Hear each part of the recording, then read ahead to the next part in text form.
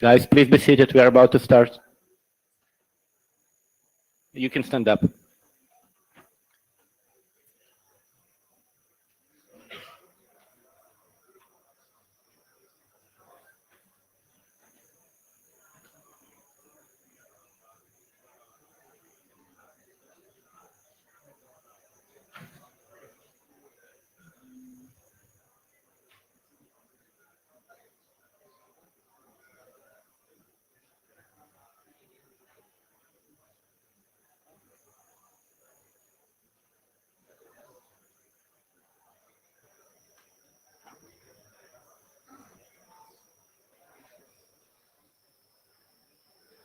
Good afternoon, everybody. Welcome to first meeting for Routing Working Group in Bangkok.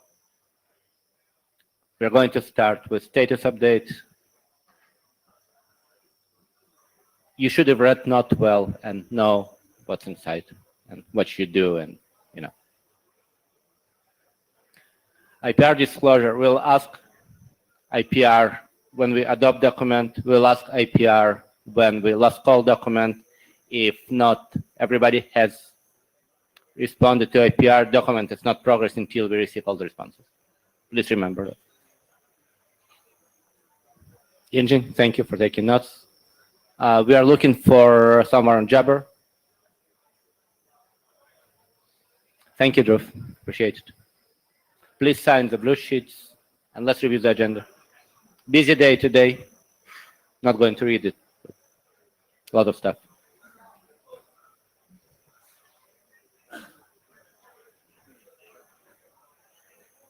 Law, could you please close the door? Oh, there's still people. Thank you. So, no documents published for this IETF. I'm looking at our AD. Significant number of documents have been submitted to ISG. The young models are still awaiting normative reference. I was told it's finally progressing, so by next IETF we should see LNI model adopted.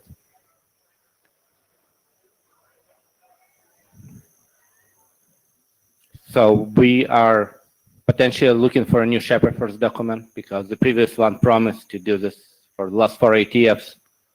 If you are interested, please let us know. It would be really great. We've got 4 existing working group documents that were adopted before last IETF. So policy model, BRP BFD, destination source routing, and timer parameter syncing. We've adopted 3 new drafts since last IETF: RPM model, ATN BGP, and draft IETF segment routing TILFA. We would really appreciate if author finally published the IETF draft. It still shows up as personal draft. And I think we are ready. The first. Engine?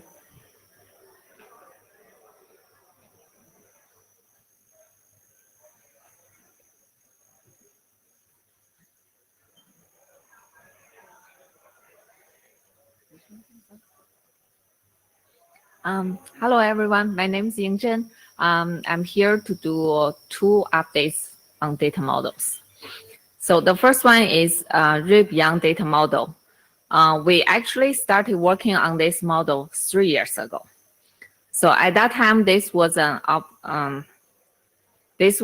augmentation of the routing config model.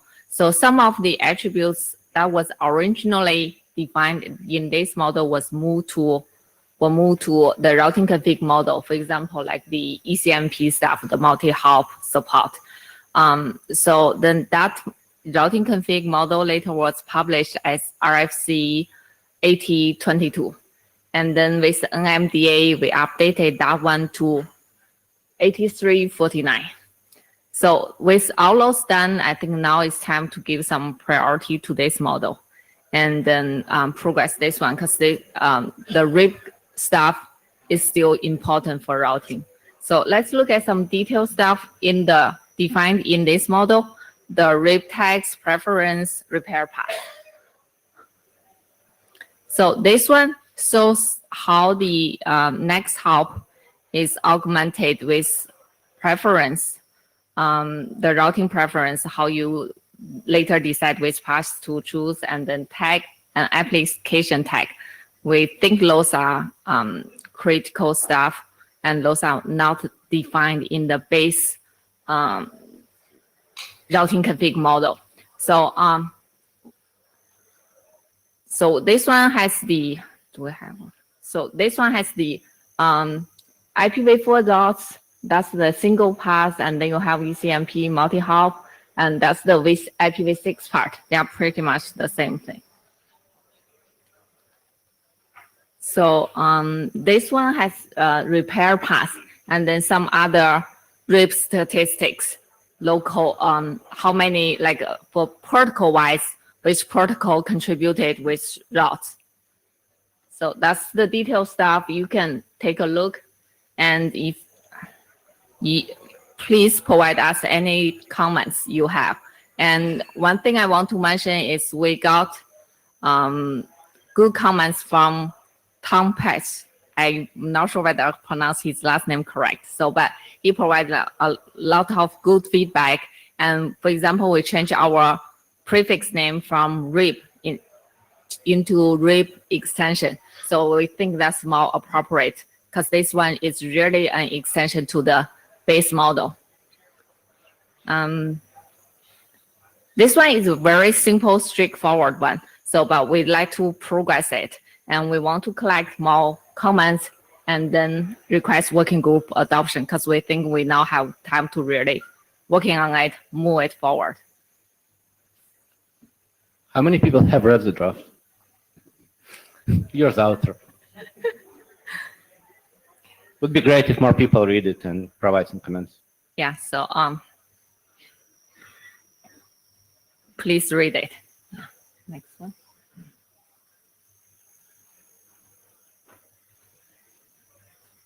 Okay, so this one is the routing policy model. This one is the one we really want to progress it fast. This, because the policy serves as the centerpiece of all routing protocols.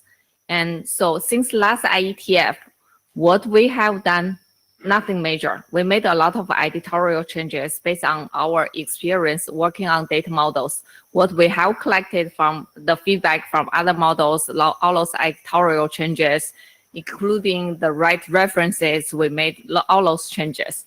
And so the real changes, only this. So we made the, as suggested by Jeff Hess last time, so we changed the type to bigger size. Those are the real changes, pretty much, that's it.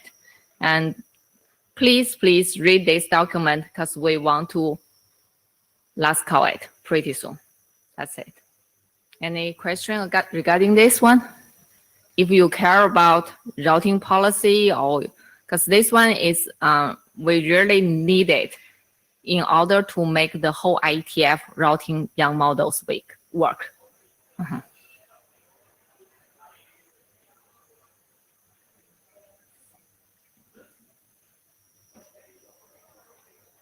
AC Lindum, Cisco Systems. I got a comment offline from Care. He wants us to encapsulate the lists in containers so you can get them with a single Git for all the, like for instance, for a prefix list. Yeah. So that you wouldn't have to iterate to get every entry in the prefix list. Okay, that I think we can do right after this IETF. That's a simple. I think we did that for OSPF also, right? Yeah.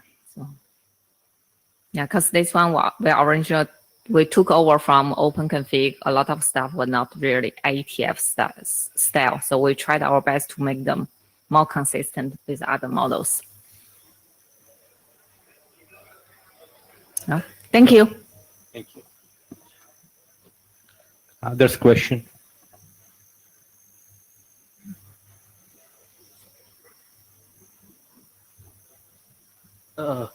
Channeling Sue Harris, and suddenly this thing is offline. Okay, yeah, it's back. Please ask why they plan to when they plan to working group last call. Also, she gives +1 to the last point to Kyo Patel's point. So she wants to know when is the working group last call going to be done? So, thank you. AC Lindum, Cisco Systems. And I would say that it will be done well before the BGP model of which she's the editor.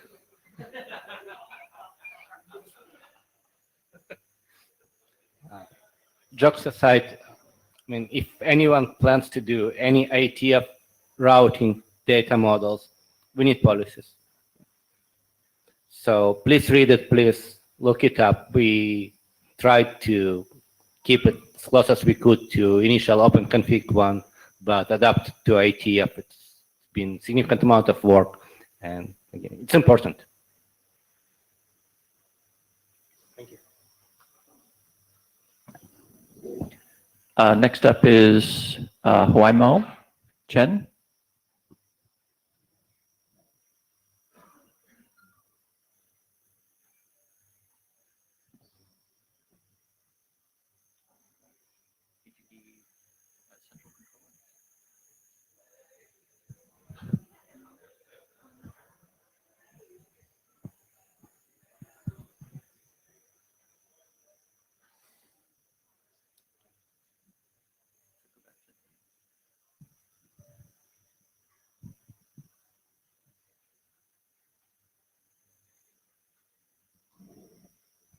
Slight technical difficulty with the Chromebook here, but yes.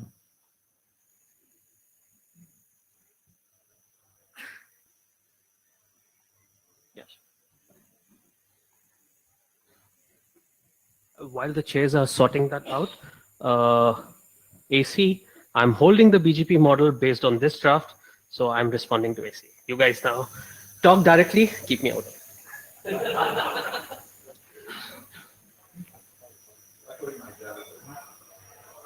Yeah, almost there. Yeah, that's one. Okay.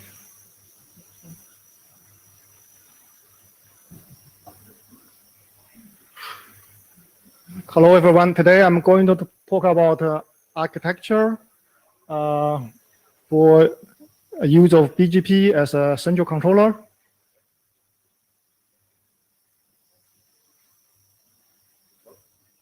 Not work. Yeah, next.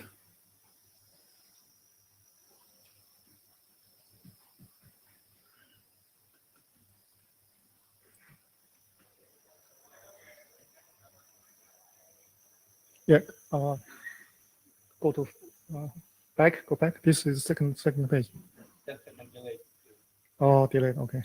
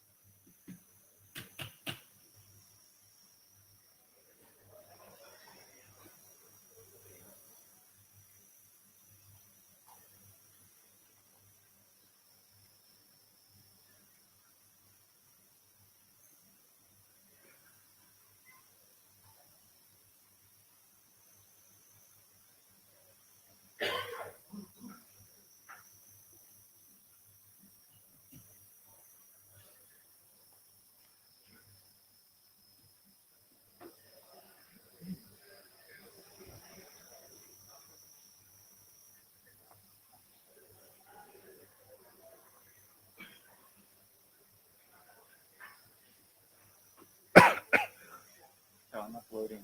I just uploaded a PDF version.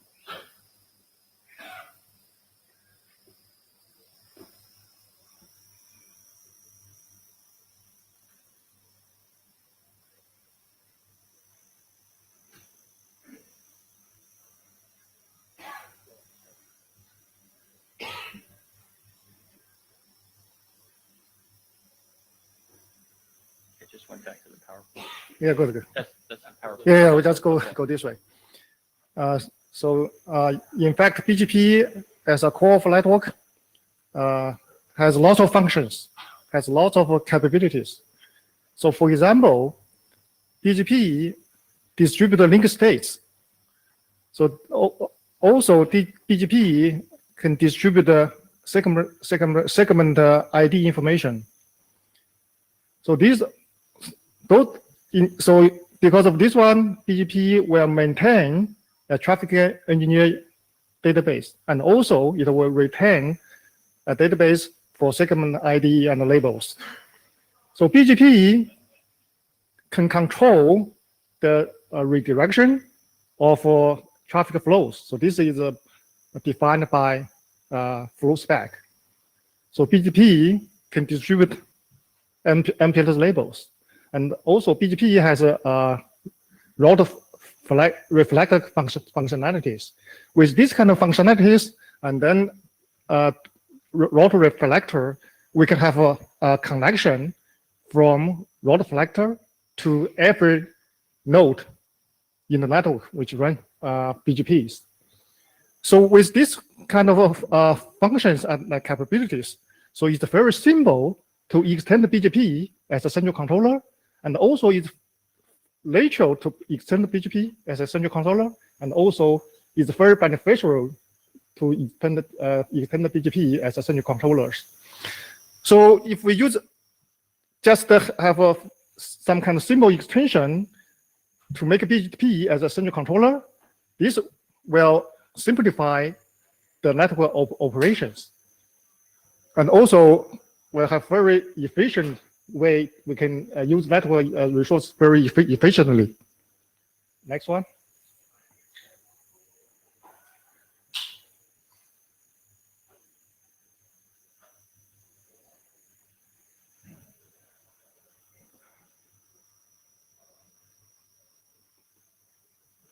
What is the best format to send you PDF? So this slide we just talk about building block, basic building block for a central controller. So we should have a traffic engineer database. So this database will store and maintains traffic engineer information. So we should have a database which maintains the segment ID information for each node, each interface, and maybe some kind of prefix. We should also have a database which maintains the information about the tunnels.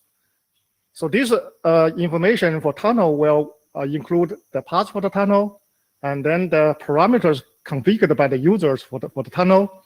And also, if we because for tunnel we need to compute the optimal paths which satisfies constraints for the tunnel.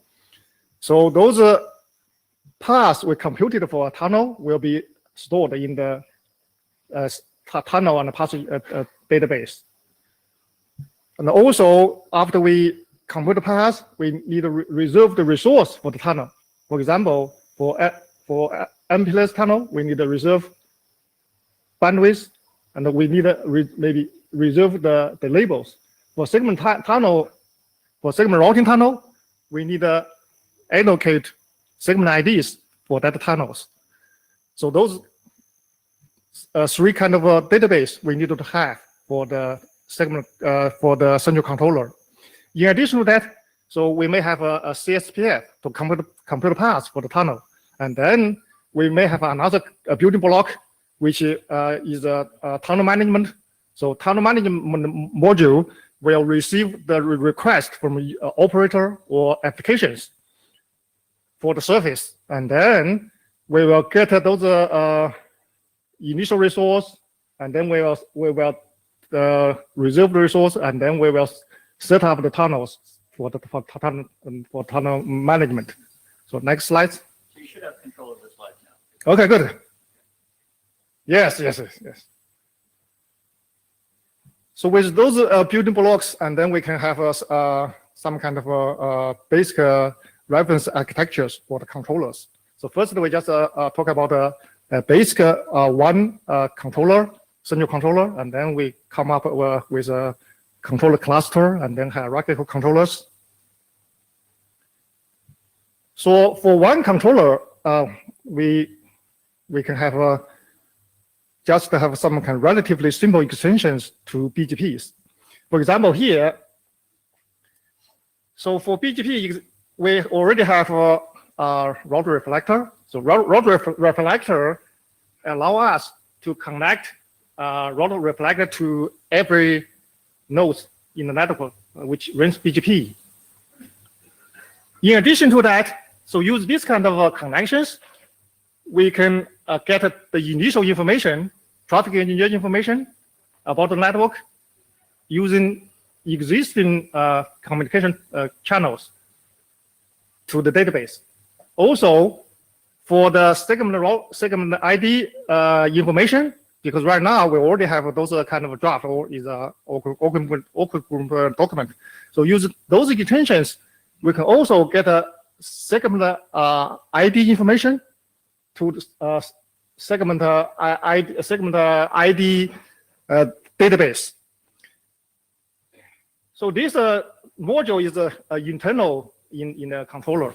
So with those kind of modules we talk about, such as tunnel management and CSPF, and those modules we talk about, and then we can come up with a basic one BGP controller.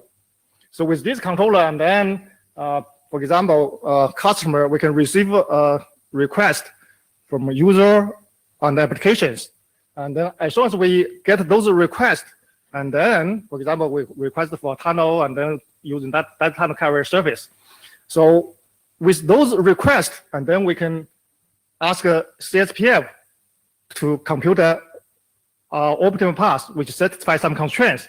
And then CSPF will access the traffic engineer database to get that path. And then after that path, after we have that path, and then we can reserve the resource for that tunnel. And then we can get if it's a segment routing tunnel, and then we can allocate those segment IDs for that tunnel. And then we can store those information in the tunnel and the path database for that tunnel, such as path, and then the resource we reserved.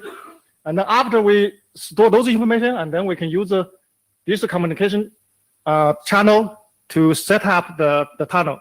Either is a segment routing tunnel or MPLS tunnels. So that's the basic BGP controller. So as we know, the whole network is controlled by this controller, and then the reliability is very critical to customers. So in this case, we should have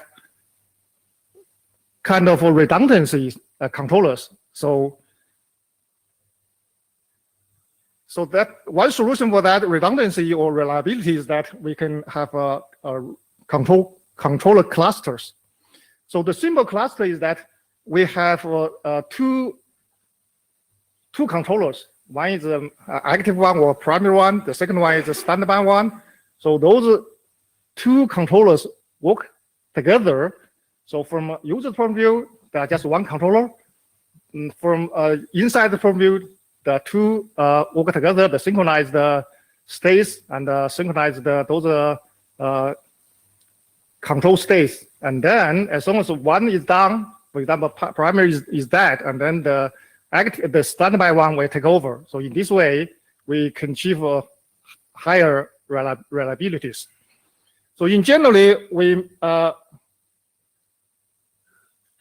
case, we can have a controller cluster which contains a number of controllers, such as primary controller, secondary, third, and then the nth controllers. These nth controllers work together, and then from outside point of view, that's just as one controllers.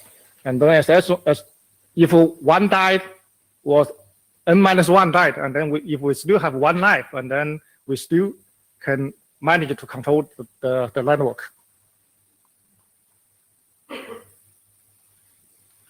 So the third architecture is we can have a hierarchical controllers.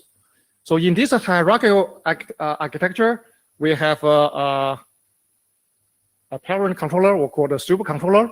So under this supercontroller, we have a number of child controllers. For example, in this case, we have n child controllers. This a parent controller will control these n child controllers, and then some of the child controllers may still as a parent controller. For example, this one, child controller n, it's all.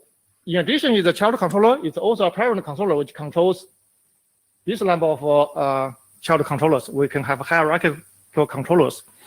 So each controller may control one of the domains. So in this architecture, and then the supercontroller or parent controller will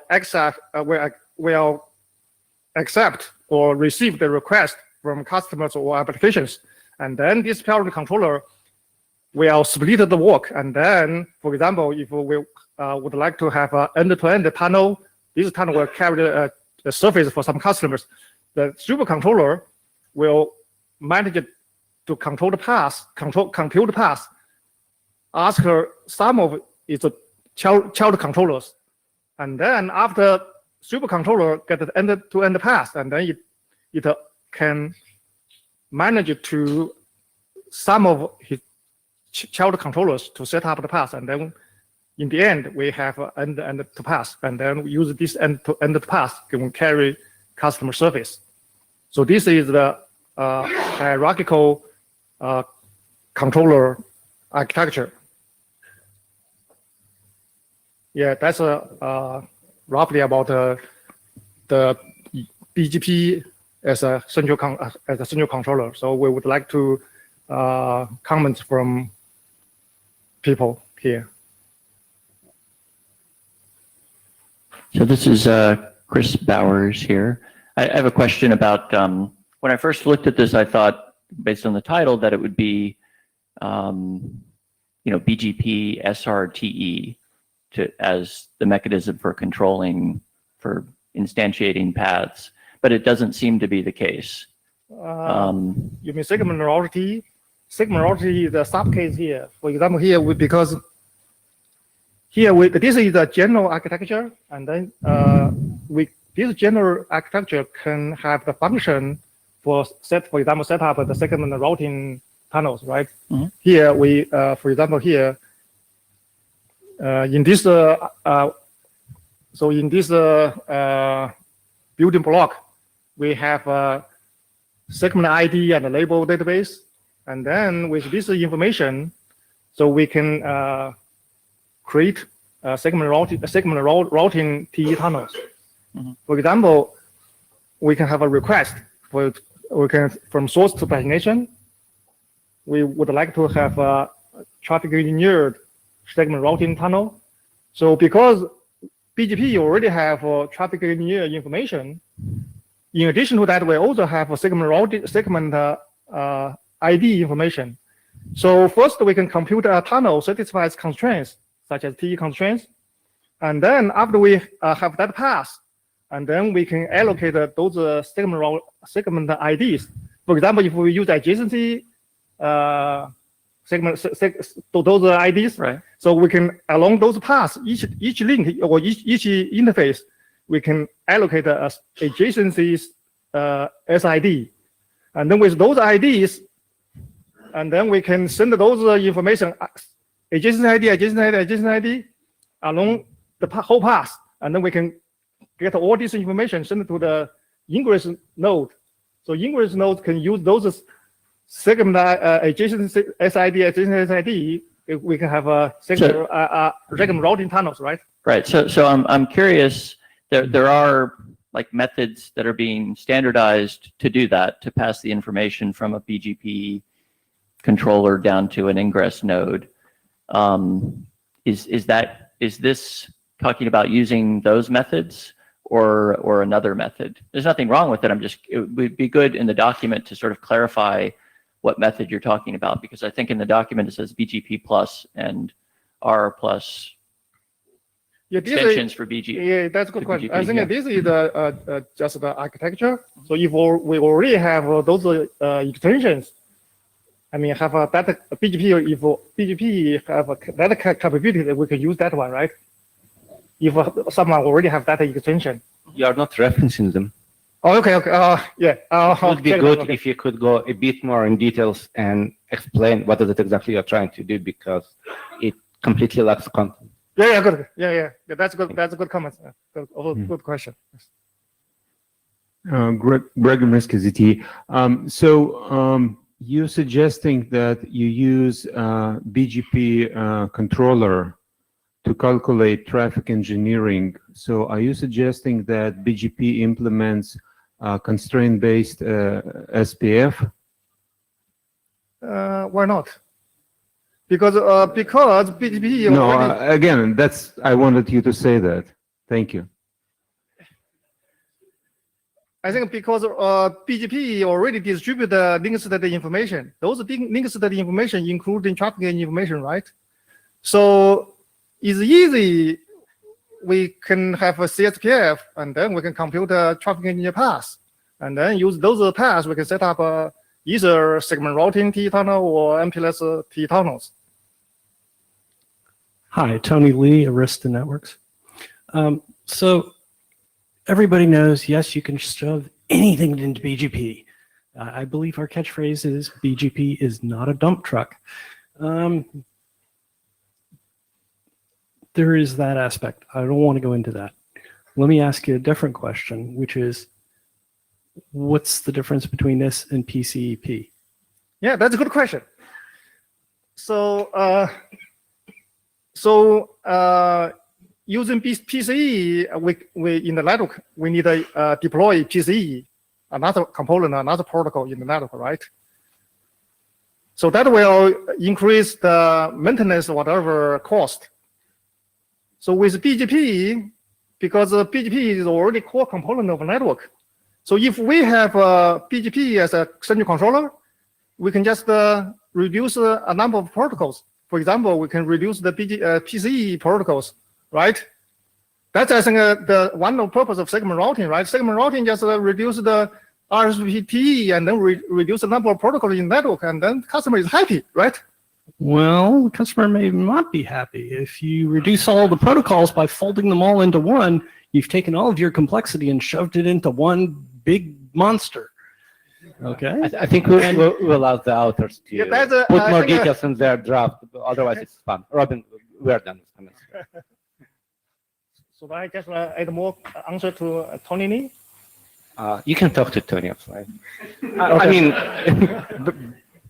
and he's going to be polite, he promised.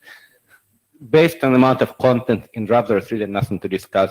It would be really good if you put more details, describe at least high level, and provide right reference, BGPLS to get the link state, I don't know, flow spec to configure something. Just put something in it if you want people to. Those are details. Good, thank you. Yeah.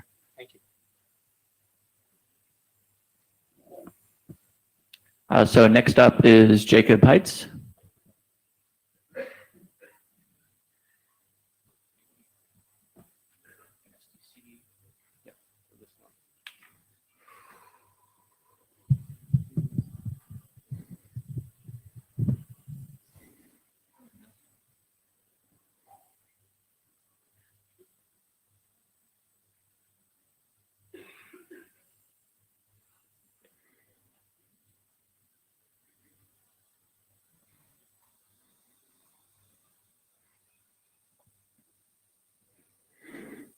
Hello, I'm Jacob Heitz from Cisco. I'm going to discuss automatic discovery and configuration of massive scale network, massive scale DC fabric.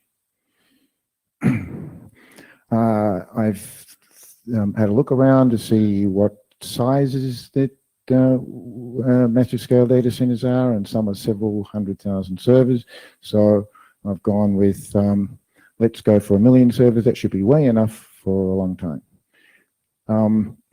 And just depending on how the how much redundancy you put in, and the oversubscription, you can have up to 8 million links in such a data center, maybe from 1.5 million to 8 million, depending how many. Now, we want to configure the switches in the fabric. We want no location-dependent configuration. That means no IP addresses, no tier, no southbound or northbound configs, anything like that. We can have configs that are not location-dependent, such as a random number for a unique device ID or unique interface IDs. For scalability, no device must need complete topology information. That means we cannot do link states from every device to every other device. Otherwise, you got too many. No separate cabling for a management network. Some people like that, some people don't.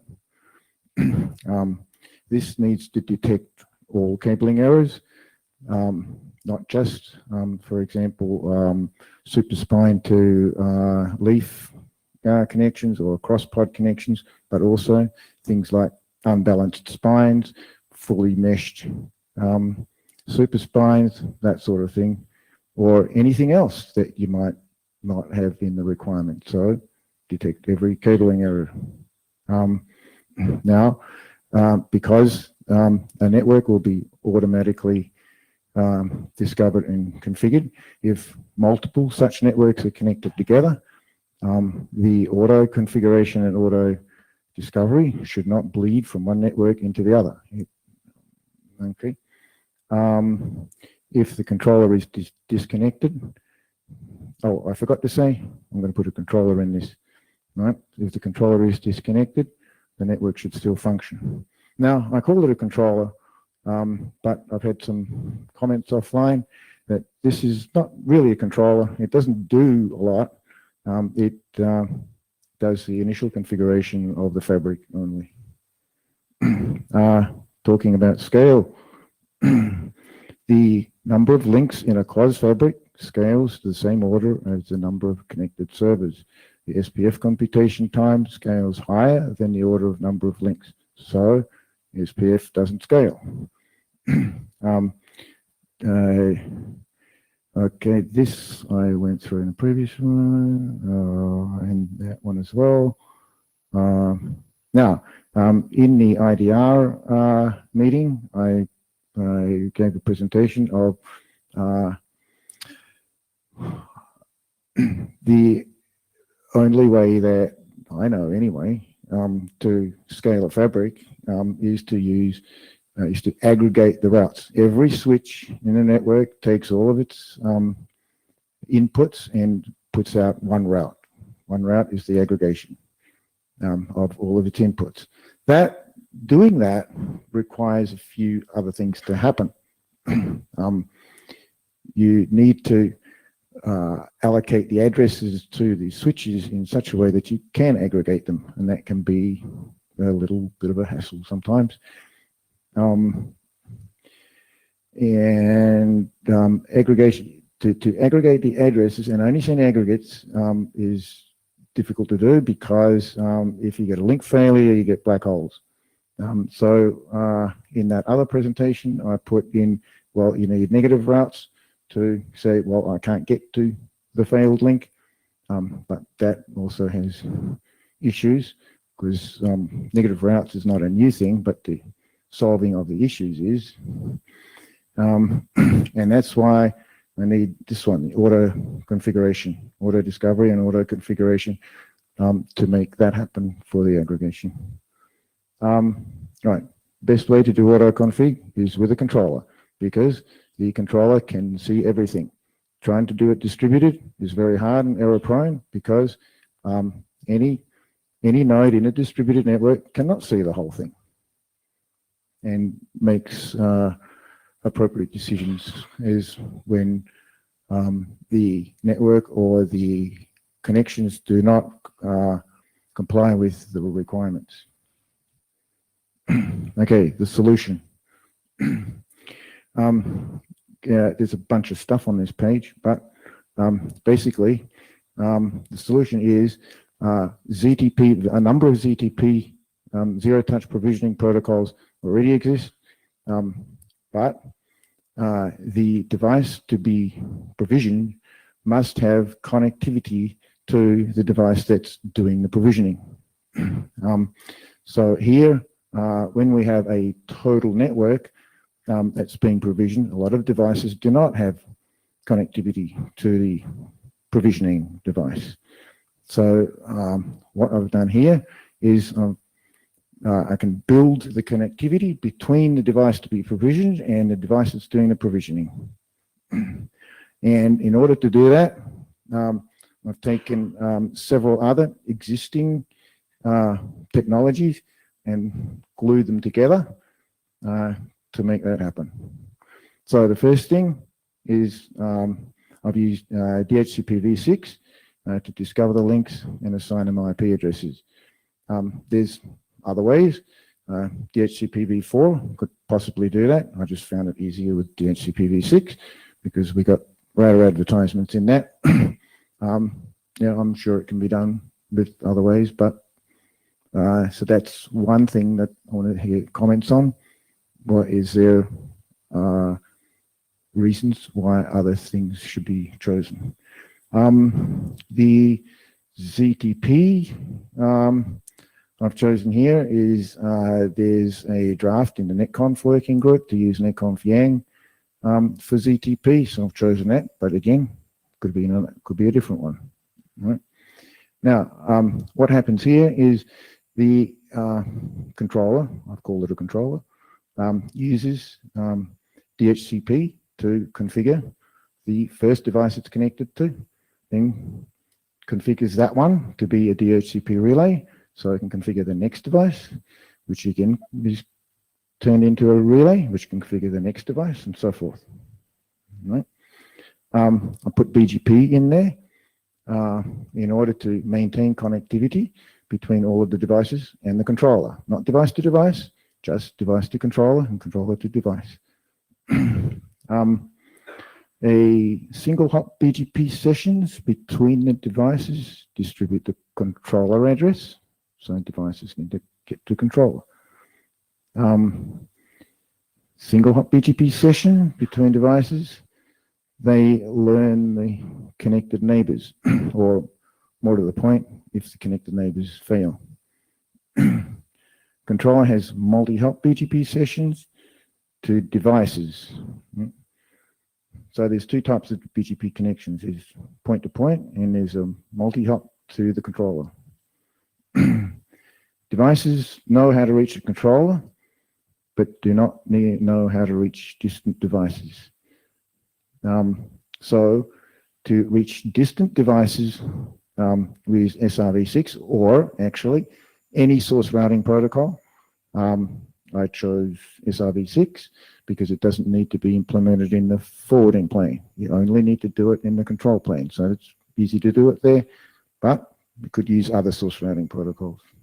And then when it's all been discovered, the controller compares the learned topology with the required topology. And then, so that's the second stage. Once the connectivity is achieved, it then goes ahead and configures the final configuration to put the aggregatable addresses in. Okay, so here we have some kind of generic network to show this. So the node, okay, we have the DUT there. The DUT is some random device in the network, and you can see that the green nodes are the ones that this guy knows. He doesn't know anything any further away, right? This is for scalability. He only knows how to reach his directly connected peers. Now the controller knows how to reach everyone, but everyone knows how to reach a controller. But this one down there that's marked in the yellow, right?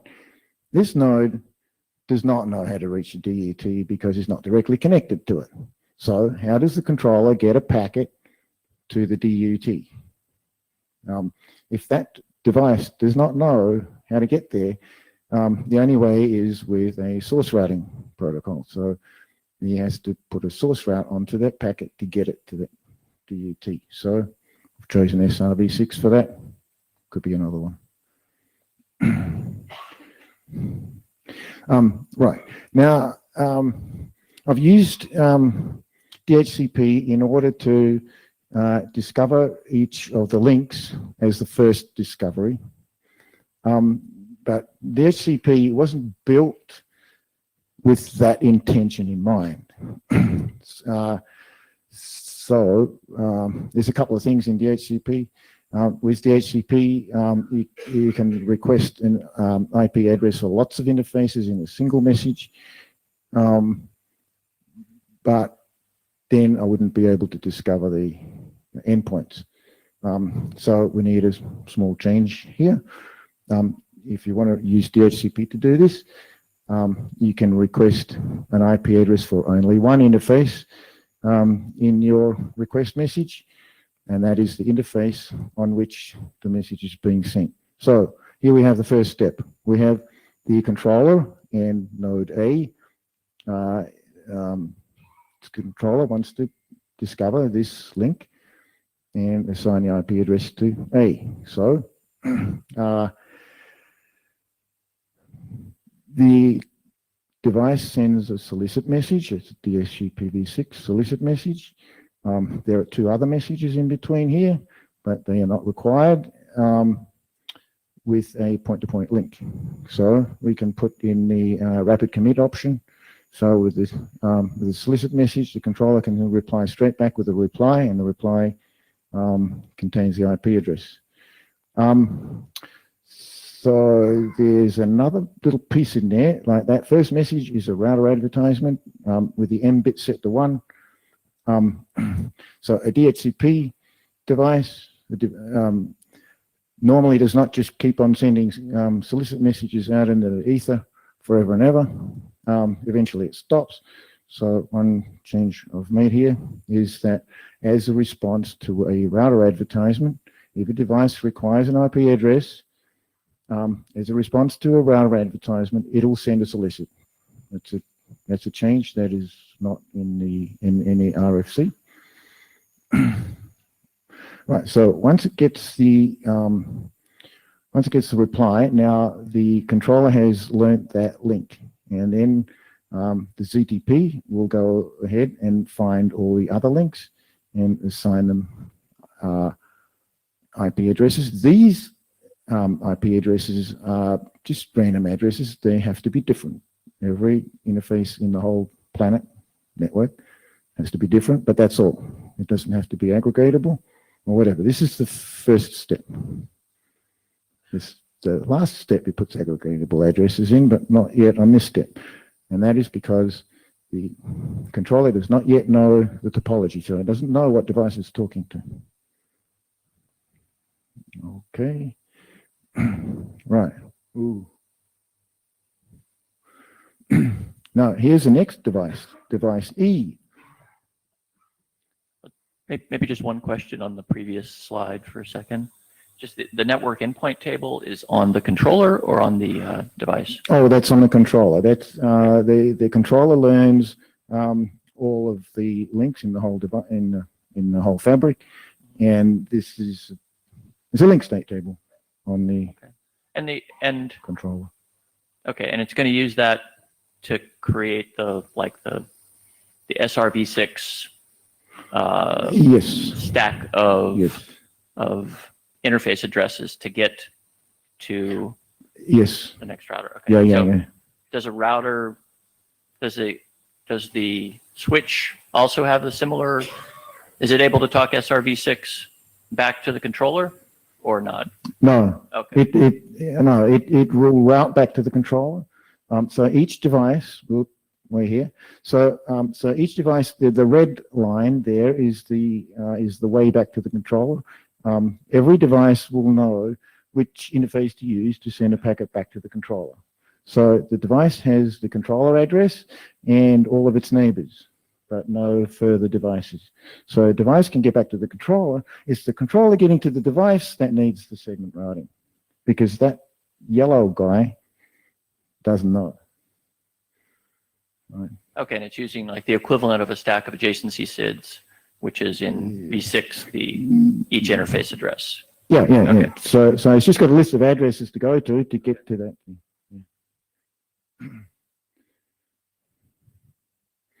Right, the second one. Right, the second one's a little trickier than the first link. To find the second link, E sends a DHCP solicit to A. Now, A is a relay agent. So in order to discover that link, we need to find both ends of the link, right? We need to, so we need the DUID, device unique identifier, is DHCP thing, right, from E, and the IAID, that's the interface address association identifier, and that is an identifier that is unique on the device only. So we have the interface identifier and the device identifier from E that is sent in the solicit message. Now, A's end is there's a link address field in the DHCP message that will identify the A's end of the link, and the source address of the relay forward message contains A's loopback address. So now we know both ends of the link. That information goes back to the controller. So that's routed back to the controller.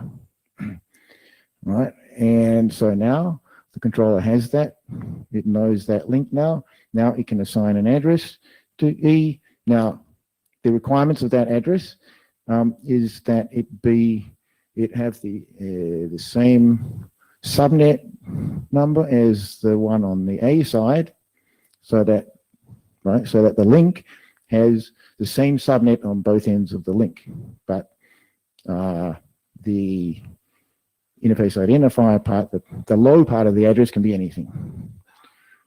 So now we have an address for E, and then the controller starts ZTP to E and discovers the rest of the interfaces on it and configures the device again to be a DHCP relay.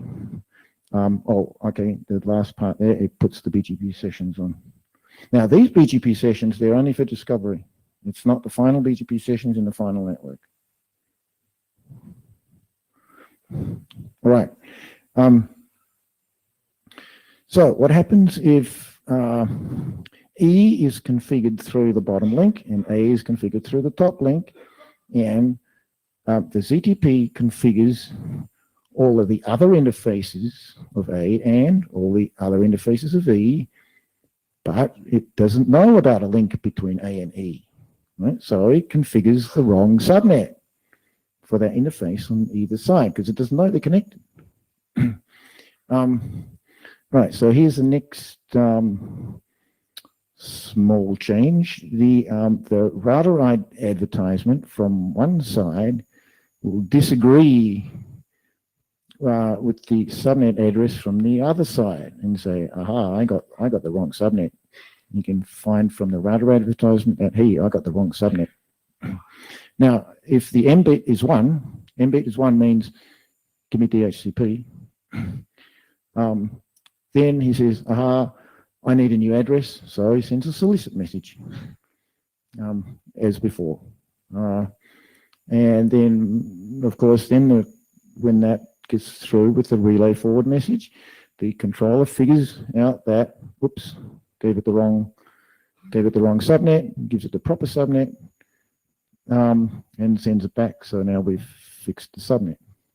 So that's how we find the links that did not have an initial DHCP request across them. We find those links out now. And with this method, as this continues and it ripples through the whole of the network, the controller can find all of the links from the DHCP requests that are coming to it from all of the network. Okay. Now,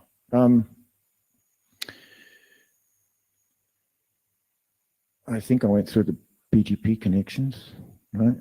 So this is the last thing, yeah. Now, the security threats that are applied to this is that if someone can connect a malicious device to one of the switches, any of the switches in the network, it can get in. Nothing can access the underlay from outside through the network itself, but it has to be directly connected, right? So the best security is armed guards, which they do have, but failing that, any device that's directly connected can disrupt any of the tunnels.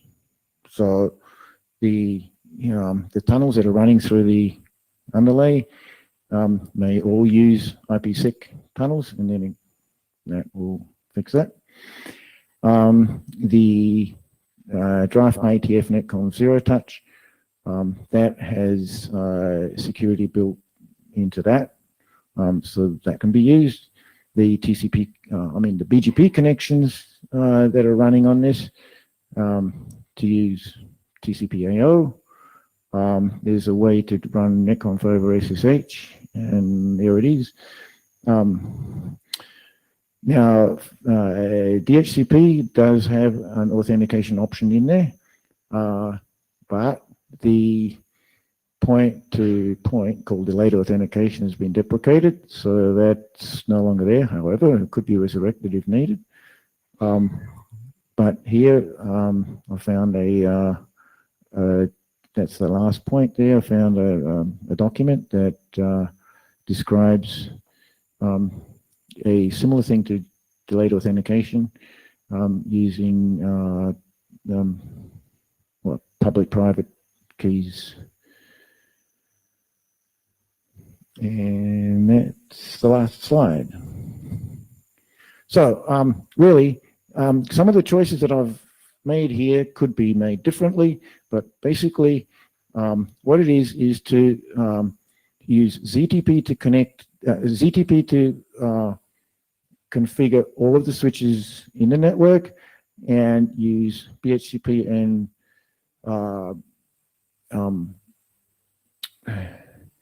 the BGP to get connectivity between each device and the controller. Questions, comments? Sam Aldrin from Google. I read through the draft multiple times. I'm just wondering, what exactly you're standardizing here?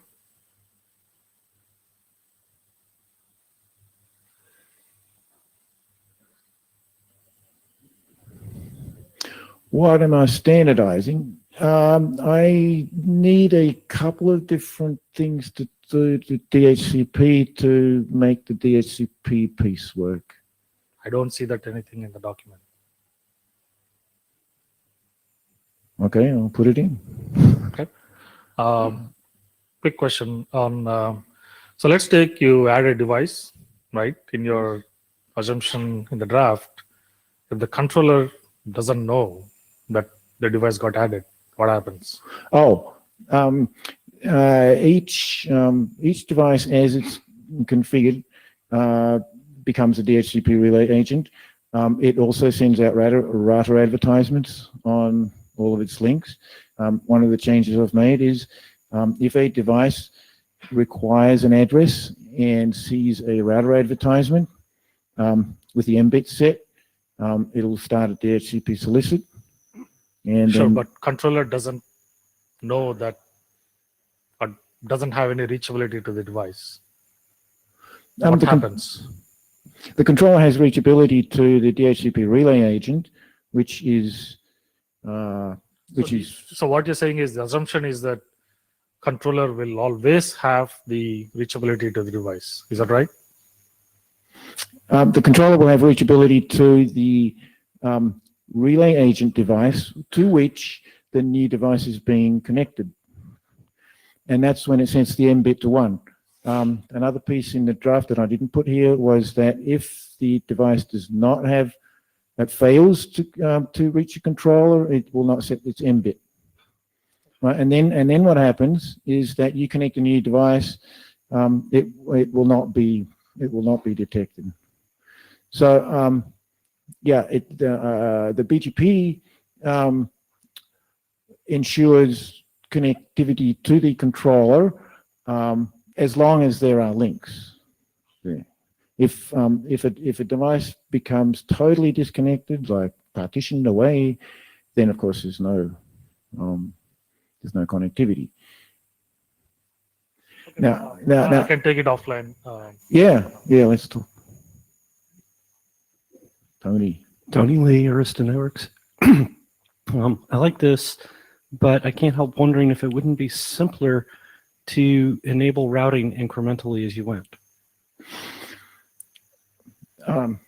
Right. The yellow guy, right?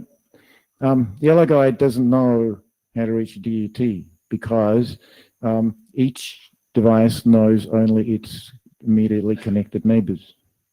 And I've done that for scalability. I mean, you could run ISIS or something in the whole network, but that wouldn't scale. Well, hang on for a second. Isn't the MSDC going to eventually run some flavor of routing? Oh, yes. That was the draft I presented to the IDR interim using aggregated, using BGP aggregation. So was it RFC 7938, or I hope I got the number right. So why not deploy that incrementally? It seems like you would save yourself having to mess with SR. So are you saying to put the aggregatable addresses in the beginning? Why not?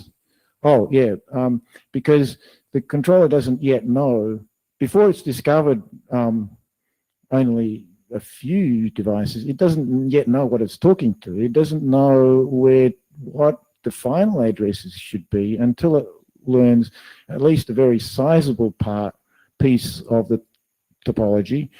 Okay, but wouldn't it be better if the controller had some idea of what it was doing beforehand? That would be nice, but it doesn't have to. So, I mean, which device, you're going to connect the controller to several devices within the network, but it doesn't have to know which devices it's being connected to. Now, if you want to do that, if you want to put the previous information in that it knows what it's connecting to first, then fine, we can put the final addresses in the first step. Yeah, we could do that, but we don't have to. Yes, Igor. Hey, can you tell me what MSDC in the right mind doesn't have a topology defined ahead of trying to bring up a network? Like, sorry, I run an MSDC. I run a network. I have a controller that does something like this on the out-of-band network because we predefine the topology. We predefine the topology because we predefine a wiring plan. We predefine a wiring plan because we have to lay out a fiber infrastructure throughout the entire data center. All of this is predefined. We don't need any discovery like this. We will program it out of band because when shit hits the fan, and holy shit, well, shit hit the fan, you need an out of band network to fix the in-band network. Why do this? You could introduce yourself. Hi, Igor, Yahoo, Oath, Verizon, whichever label you want to assign. But yeah, so we run data center topologies with over 100,000 physical servers right now in a cloud, in a multidimensional folder cloud network. We have controller that pre-configures everything, that deploys configs. We've given a talk at NANA on exactly how we do this, both on the controller side and telemetry, etc. We don't let devices arbitrarily configure themselves. Again, we have a topology plan. You have to have a topology plan in MSDC. I don't understand why you need to do the step-by-step discovery thing. Let me ask you one question. Yeah, I would like Incident of to. Cisco systems. Can you go on? You say you have a topology plan. Do you use aggregatable addresses like we're trying to use now? Yes. Oh, you do? Okay. Yeah, I would like to talk to you more Well, about that. summarized aggregatable. Yes. Yeah. Yeah. And we have a controller that will verify whether topology plan matches reality of wiring, because we find X percentage of stuff is miswired by, shit happens. And the corrective action isn't to hand out a different IP address. The corrective action is to make somebody wire it according to the plan. Again, you have a plan, you stick to it. Yeah, sure. So do you connect the controller to the devices with the management port? I connect the controller to the devices on both in-band and out-of-band because I need redundancy for that. So initial configuration would come over the out-of-band. At that point, my agents get dropped onto the So that's separate switches. wiring. What? There's separate wiring out of band. When you say out of band, it's not in the same wires, I right? find it so the controller is capable of talking both in-band and out-of-band. It actually does it over both. Because when ZTP occurs, you grab the config, you grab the initial bootstrap, and then you connect to the controller over whichever channel you have. We prefer it to happen over the out-of-band because that means in-band doesn't need to be up. But if you were to do it over in-band only, you would basically device one, everything connected to device one, everything connected to the next ring, and it would build out in rings out. Perfectly capable of doing that on in-band only. It doesn't need a whole protocol to do this.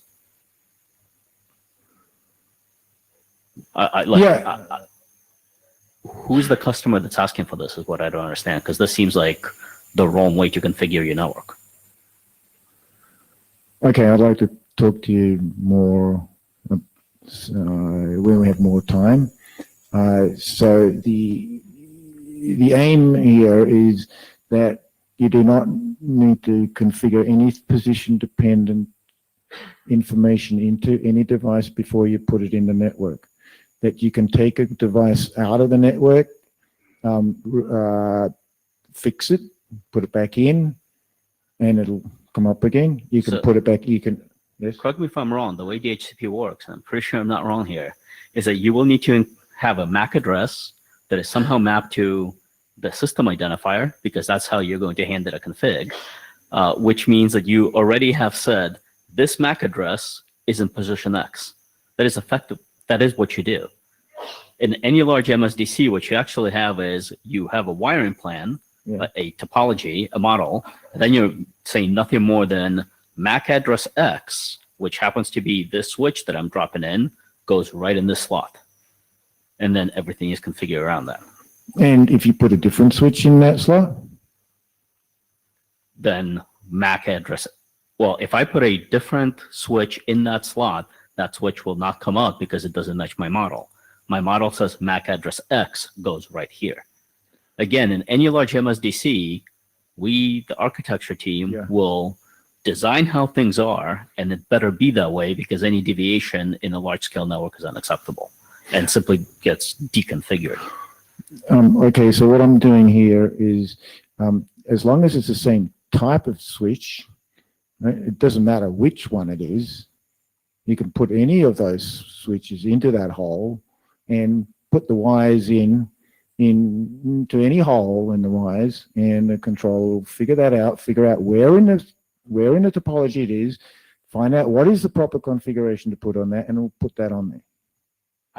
Again, operationally, I'm wondering what MSDC would do that, because that seems unwise.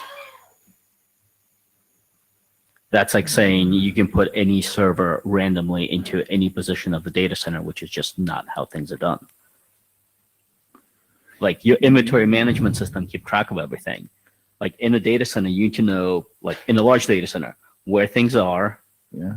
You need to know how they're wired up, both power and network, because you're going to be doing power management. You're going to be doing cooling management. You're doing network topology and traffic management. You need to know where everything is. Randomness is just not how things are done. Well, the controller will know where everything is once it finds it. The controller isn't supposed to find it. The controller is supposed to tell or program where things are according to a plan. I think that's the disagreement, and that's why I'm wondering, do you have any large MSDCs that are saying they want to randomly spray shit all over their data center? Because that's what this sounds like. No, it's not. We're not randomly spraying shit all over the data center. Right? What I'm saying here is that you have two identical switches. You can put one switch in that hole or the other switch in that hole, and it won't make any difference. Once when the controller discovers it, then you'll know where they all are. Now, so having to say, I got two identical switches here. I'm going to have to put this in that hole, and I have to put this in that hole. And if I mix them up, it's not going to work. No, what's actually going to happen is that you're going to take two random switches. You're going to put one of them into a cabinet. You're going to roll the cabinet in. You're going to plug it in. You're going to take some form of a scanner, and you're going to go beep, beep, beep, beep, beep, beep down the whole thing. At this point, you know exactly this is this switch, this MAC address. All these servers are plugged in into these exact positions, these exact ports. And at that point, that goes to your operational database of some form. And then your controller reads that and goes, oh, switch X, MAC ID Y is sitting right here. This is how you program it. This is the last time. It's great discussion. Could go forever. But AC Lindum, Cisco Systems. I can see what you're saying, and it does make things a lot simpler to manage if you do have this out-of-band management. If you're an MSDC, you have to have it. So if you're designing this for an MSDC. Okay, well so then we have the wrong requirement. That's what you're saying. Yeah. Okay, to have something that does everything in band and does the zero touch. I mean, whether it does it in band or out band doesn't matter. Randomness. No, it makes it simpler if you have the out-of-band. It does, but you can do what I'm describing in band only. The difference is it's not random. It's not discover post back. Okay, fine. I hear you, Igor, and I'm open to changes and to hear what you have to say, and I'd love to do that. And actually, anybody else in the group too. Thank you. Okay, I'll see you after. thanks, Jake. And our AD is here, so after reading the document, definitely doesn't belong in ADR. It has nothing to do with BGP as such. If we continue working on it, I think this working group is better place. It's my personal opinion. Obviously, Martin, it would be up to you to. Oh, the thing is, I've put several pieces in. It's not just BGP. I named the document that's my IDR. point. Huh? That's my point. It doesn't really belong in ADR. Sorry, it does not belong in IDR. It belongs in IDR. No, it doesn't. Oh, I understand. Yeah. No, actually, I put the IDR into the name of the document, which is a mistake. It doesn't matter how you named it. It's a wider architectural document. It's not ID. Where do you think it belongs? Probably here. If we. Okay, that's why I'm standing here. Thank you. Thank you. And talk to you. Talk to you.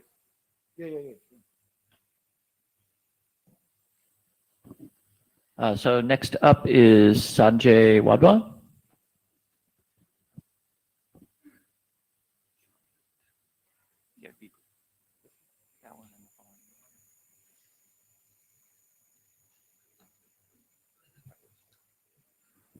So do you want protocol requirements first? Yeah. Or not that one?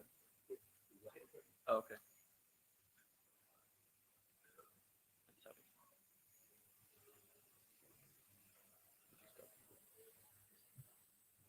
Yeah. Not that one.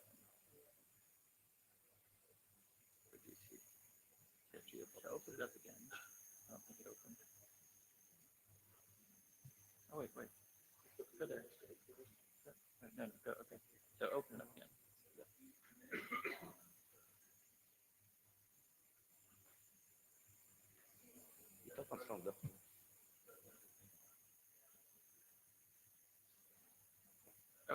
Okay, thanks.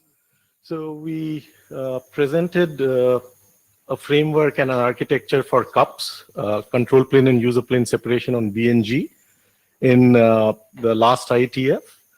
So I think one of the actions, or at least the action that we thought the group presented was, before we get into protocol selection, let's put a set of comprehensive requirements for the protocol between the control plane and user plane. So we did that. It's work jointly done between vendors and some of the providers. I don't think I'll have time to go over every one of the requirements, but at least the key musts that we see, we'll try to go over those. So very quickly, if you look at a BNG, which is your broadband network gateway at edge of the network, I won't get into reasons why CUPS, we have done that as part of the framework, but if you decompose it, then your control plane running as a virtual network function runs the subscriber management control plane only. Essentially DHCP, PPP, authentication, if you have L2TP, accounting, credit control, and things like that. All your routing, MPLS, BFD, that stays local to your UP or your user plane. And of course, one model is where you have a lot of distributed BNGs at remote locations, but you want to centralize the control plane running as a VNF. So more often than not, you may have a layer 3 network multi-hop between your UP user plane devices and your control plane. Let me skip a few slides ahead. So here, at least our goal, as we stated last time as well, is to look at different deployment models for BNG, which are evolving, and see that if we can do CUPS or this control and user plane separation in a uniform way, irrespective of how the BNG is deployed. So one thing we observe is that BNG is becoming more multi-access, where you could have, which is, the common model today, you have a fixed access network from the CPE, you have your access nodes going to the BNG, and more often than not, this is a .1Q or QNQ. So it's a layer 2 network. Of course, you can have different forms of layer 2 over layer 3 tunneling, layer 2 over GRE, VXLAN, MPLS pseudo-wire, but essentially you have layer 2 being backhauled to your BNG.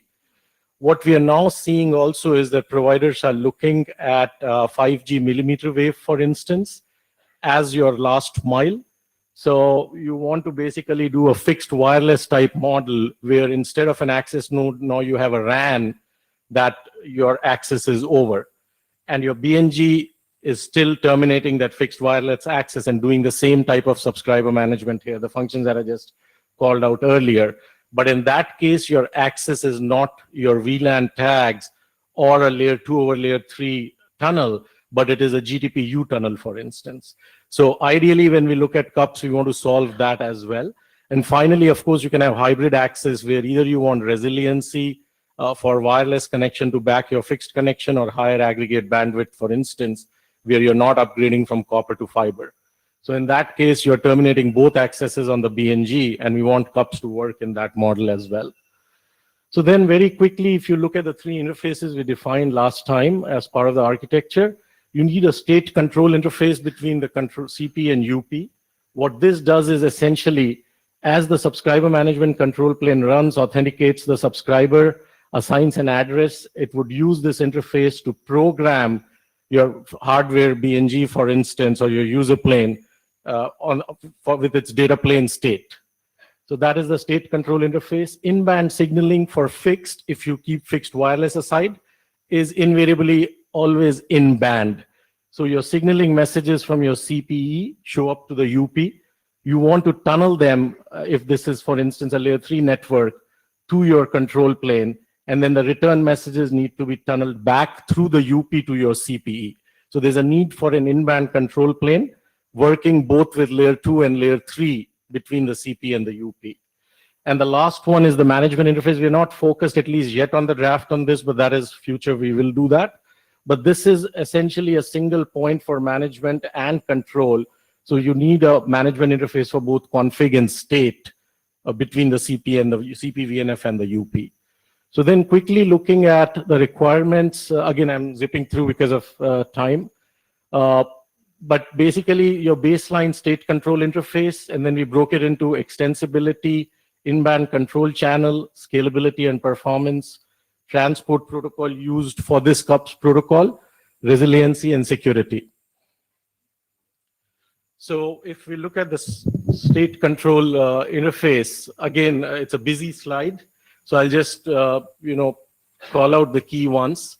So of course, the basic function of this particular protocol here, or the state control interface, is to download the forwarding state related to traffic management, your ACLs, your SLA management from the CP to the UP. And again, ideally, this protocol must work for fixed wireless and hybrid access. Then, of course, your subscribers can be your IPOE subscribers or PPPoE subscribers, where PPPoE could be terminated or tunneled to a retail gateway on the other side. But also, one key thing is, like I said before, your transport could be diverse, right? It could be Ethernet, it could be L2 over L3 with L2 over GRE, VXLAN, or an MPLS pseudowire. So given all this variance that you see, you want to make sure a control plane can work with a different vendor's UP implementation. So it's not that from the control plane you take lookup tables and dump it onto a UP. So what you need is a flexible set of match rules and actions where you can say match this subscriber or this /32 and go program your forwarding state, encapsulate or decapsulate or do NAT or just route. So essentially what you want to do is not dump lookup tables directly based on a vendor implementation of a UP, but you need a definition or a language where you're specifying it in terms of forwarding rules or match rules plus actions. So that, I think, is a key for this CUPS protocol. What else? Okay. Besides then just the state, the forwarding state, we also need the routing state for the subscriber. So if you're aggregating a subscriber subnet and announcing it into routing upstream, you want to pass that aggregate route from CP to the UP. If you're giving out the gateway IP in DNS, you want to pass that gateway IP address. So it's not just forwarding plus traffic management, but also related to subscriber routing and IP interface state. And then, of course, your QoS state. And we see, at least in fixed networks, a hierarchy where you manage traffic to the CPE or control the amount of traffic to the CPE, but also to the access node. So there's a hierarchy. So you need the protocol to be able to indicate from CP to the UP what hierarchy this CPE or subscriber belongs to, right? For instance, this CPE is behind this access node. You definitely need some kind of liveness detection between CP and UP based on periodic heartbeats. Want to quickly detect if one goes down. And then in terms of just messages and events, we need asynchronous session level event notifications from UP to CP. For instance, reporting periodic usage, which the CP may then do radius accounting at interim updates. So your periodic reporting of usage, your threshold-based reporting of usage, inactivity timeout if you have programmed. So these are UP to CP level events. Also subscriber unreachability detection. For instance, you may from CP essentially issue a directive to see if this subscriber is reachable. And once the UP detects the subscriber is unreachable, you need a notification. So you need session level notification, session being a subscriber session. But you also need node level asynchronous notifications. For instance, if one UP switches over to another UP or a redundancy domain on a UP switches over because of a failure of a port or a group of ports, then you want to be able to notify that event to the CP. So CP can download your subscriber state to your other UP.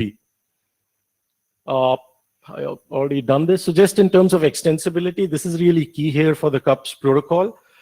You want to define the information elements that you encode in the protocol as TLVs. So these should not be just fixed format messages. You should always be able to define additional information elements in existing messages, but also should be able to define new information in existing TLVs. So this is all under the umbrella of how do you define TLVs for extensibility.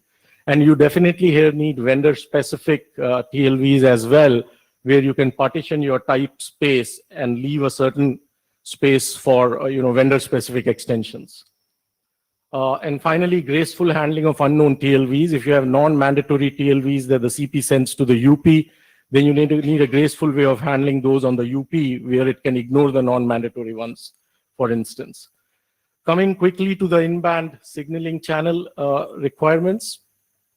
So one key thing that you need here is that the CUPS protocol that you're defining should be able to set up the control channel between the UP and CP to transport the in-band signaling I mentioned before, DHCP and PPP, for instance, because all your signaling is coming into the UP, so it has to use the in-band control channel to send it to the CP. Okay. You need the UP when it receives a signaling message to essentially signal a layer 2 circuit ID, which port with which VLAN tags or which tunnel or pseudo wire the control message came in on. It needs to signal that to the CP. So when CP sends the response back, it can build a message and address it to that right L2 circuit or L2 access ID.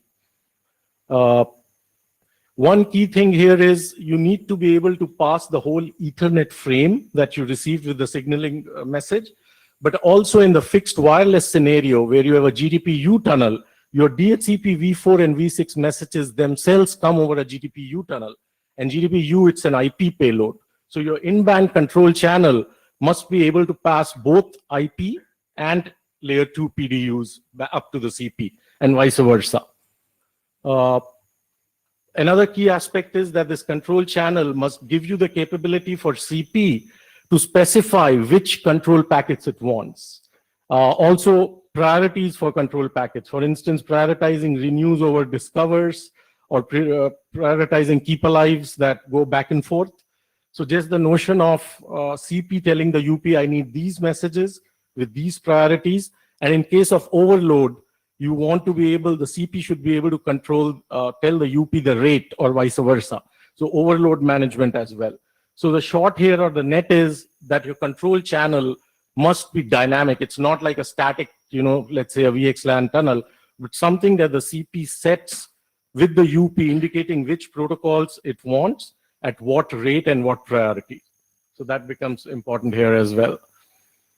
Then looking at scalability and performance, I think this one is obvious that you want to minimize the latency to bring up subscribers. Your CP may be centralized dealing with hundreds of these small BNG nodes which are fairly distributed. So across this whole CUP system, you can have a lot of subscribers. So especially when there are events which trigger a lot of subscriber bring up or tear down within a short period of time, you want to reduce the latency for the subscriber to log in. One key thing is we want to limit the chattiness here to bring up a subscriber. I think that is a key here, where ideally when you're bringing up a subscriber, you have the VLAN information, you have, let's say encapsulation with PPP, you have that, you have IPv4, IPv6, you have your QoS information. So you want to collect all that on the CP and send a single request response message as opposed to these individual messages or multiple round trips, because that latency can kill you here. So definitely minimize the chattiness here, and whatever protocol we choose should allow that. Overload I already mentioned. Then the other thing is your UPs to the CUP system and can increase as your number of subscribers increase or number of ports on a UP increase. Now your load on the control plane will increase. So you want to make sure your control plane VNF can scale out. And your protocol that you choose should allow that load balancing of the control plane load and scale out. For instance, it may be an initial message in the protocol going to a load balancing entity, which tells you a way to reach the right CP resource and as you scale out. So that again becomes key here. And then where possible, we want to optimize the amount of information passed in the messages. For instance, if your forwarding state or your QoS state is same across a group of sessions, then you want to pass these things by reference once you have created these based on an initial message. Just in terms of transport protocol, so one key thing we are looking at here is that the CUPS protocol must not suffer from any head-of-line blocking.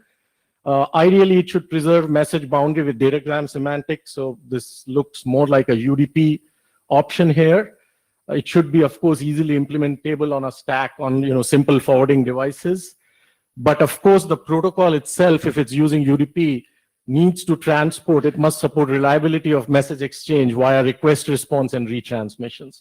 So ideally, no head-of-line blocking, datagram semantics, and then build reliability at the protocol level rather than the transport level. Quickly looking at resiliency, you want, of course, 1:1 and ideally N:(m) UP level redundancy. You want your CP to be redundant as well. I mean, there's a bunch of detail in the draft, so I'm not going over here, but the net is you need redundancy for both entities.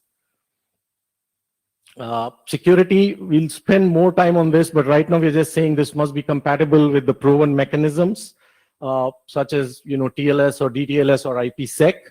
But again, the notion of security domains where within the same domain you may not do anything, but across security domains you may want IPsec or TLS or DTLS.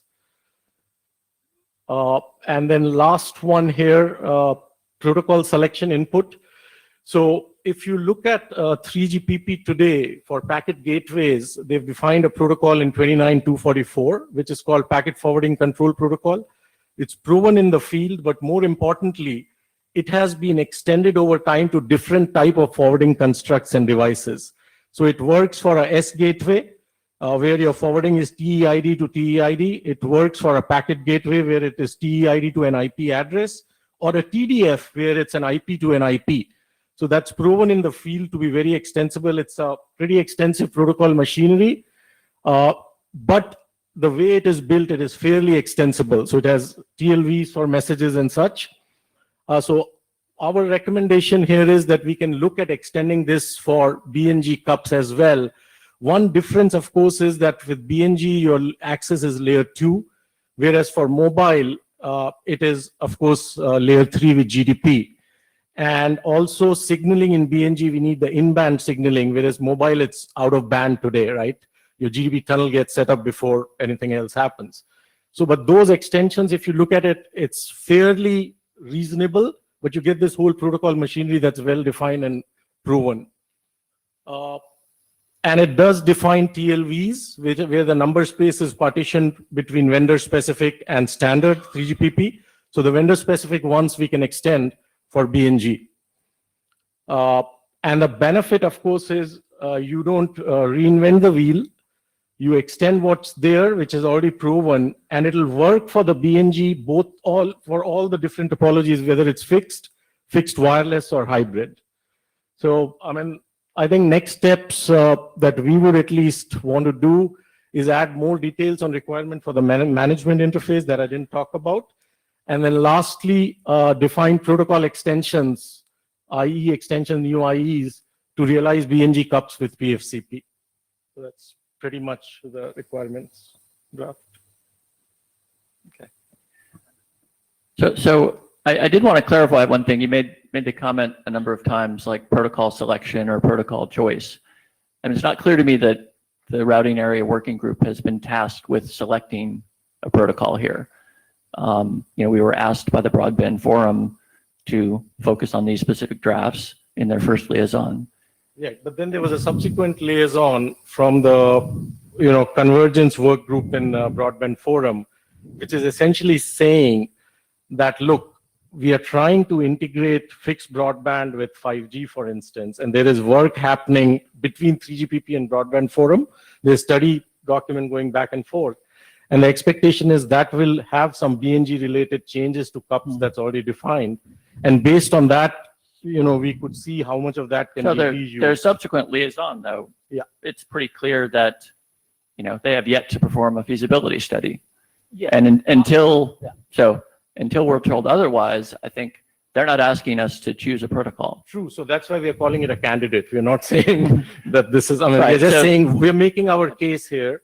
We are saying this makes sense and here's why. So I agree with you. BBF can, weigh in. Can I? Can I?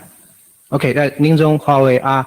Just a quick question for clarification, because You mentioned that actually the protocol is called PFCP, right? Actually, it's owned by 3GPP.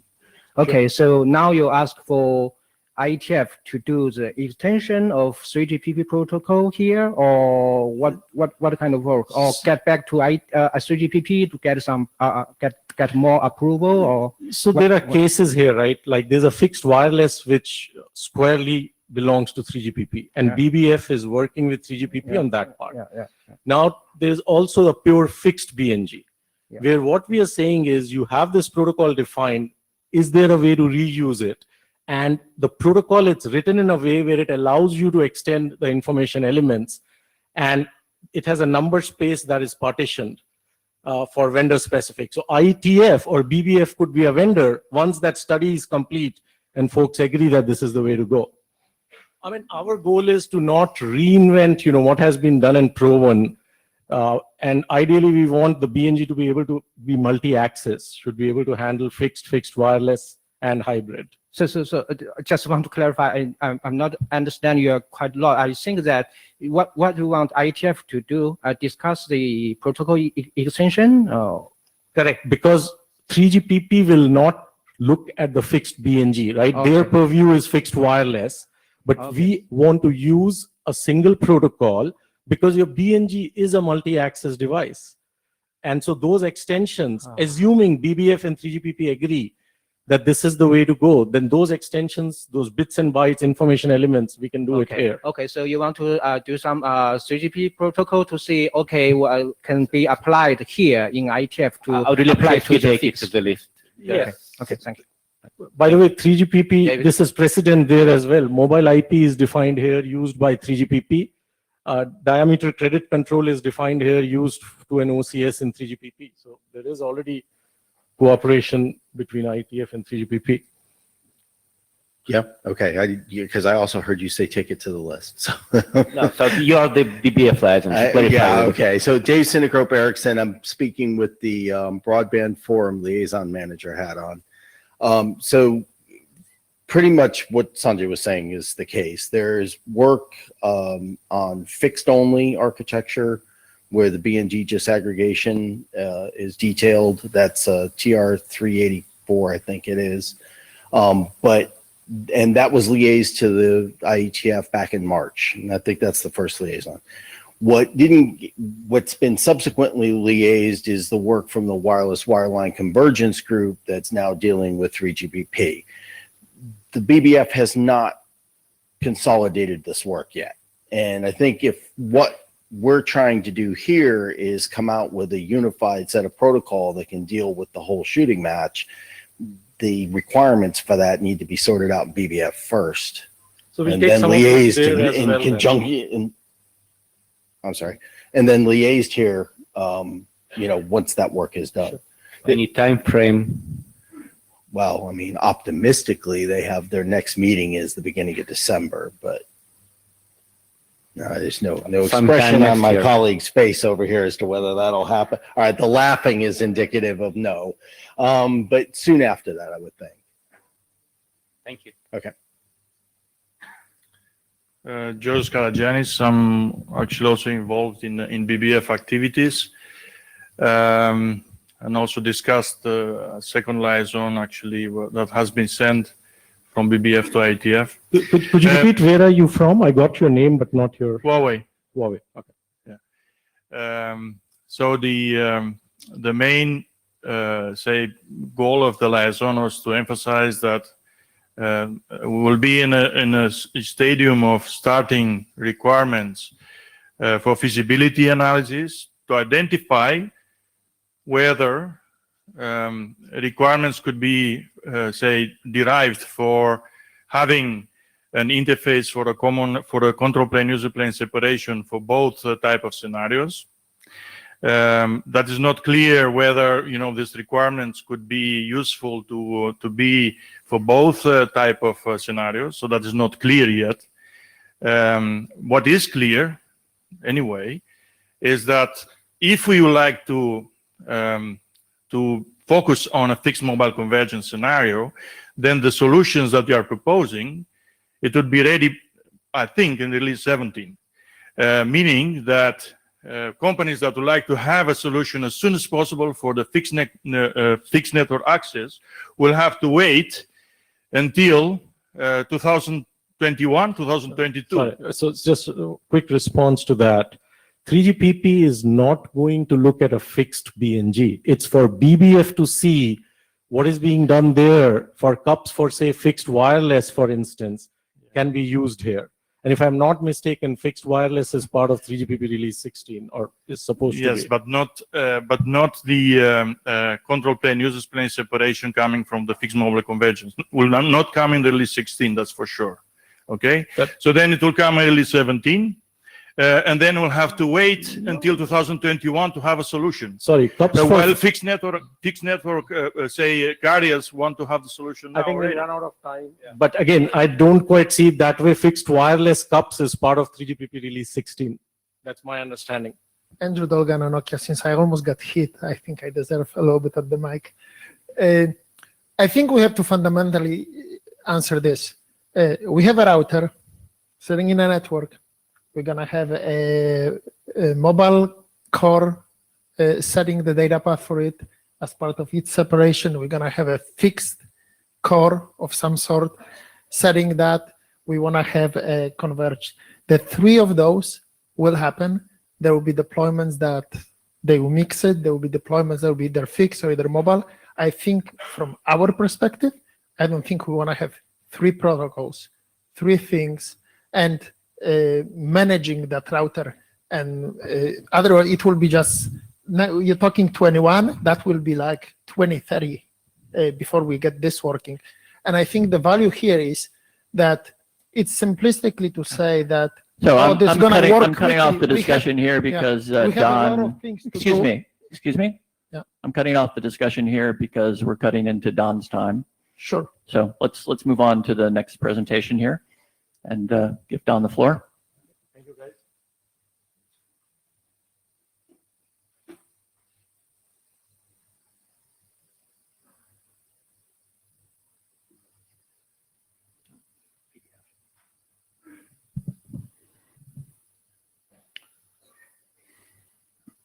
I converted it to a PDF so that hopefully we won't have. I thought I sent both. Okay. Maybe it was. But I thought I sent two. Whatever. Maybe I messed up. No, it doesn't matter. Someone took the remote. No, it's right here. Okay. Okay. So I'm Donald Eastlake with Huawei. So I have a much simpler presentation. A lot of technical details for these drafts that I'm going to talk about. I think were presented at the last IETF, and you're welcome to go look at them all there.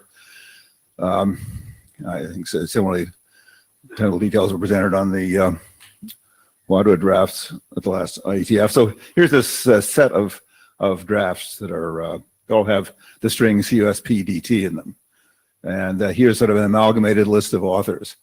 So these drafts are effectively the result of sort of an informal design team consisting of Huawei, China Mobile, ZTE, and to some extent participation by others. And this is what the drafts, what they've come up with. So these drafts are all to support the Broadband Forum TR 384, which is a final document issued by the Broadband Forum, and has to do with supporting fixed network access. And on this slide, there's a URL, so everybody's welcome to go look at these. Look at this TR, and this TR provides for control and user plane separation. And I think it should be noted this is something from the BBF, which does architectures and things like this, but the BBF does not do protocols. So to the extent that this architecture requires some protocol that isn't specifically defined for that, that somebody has to specify that protocol. So I'm just going to go a little bit of the architecture. This shows a network, a cloud broadband network gateway, and it shows the control plane and some multiple user planes, some of the functions that the control plane gets access to, the AAA radius diameter servers and DHCP and so forth. And one of the goals of this is virtualizes things to improve scalability, economy. You can roll out services faster by having things be virtualized rather than physical and so on and so forth. And you notice there's this sort of for the three, this diagram shows 3 user planes. So there's triple lines going down. There's 3 of these lines. And this one kind of shows what each of those 3 lines is from the control plane to the user plane. This corresponds to the TR-384 architecture, the service interface, a control interface, and a management interface. And just won't go into any unnecessary detail. I don't think the control interface assumes a customer user separation protocol, which doesn't, there's currently not a sort of a standard for that as such. So this is also a more disaggregated diagram of the broadband network gateway, showing more detail of some of the subcomponents and so forth, which can be virtualized in various ways. So there are these liaisons, which were mentioned in the previous talk, and I want to be careful what I say about them. There's URLs to liaisons here, so people are also welcome to go and read the liaisons and see what they say.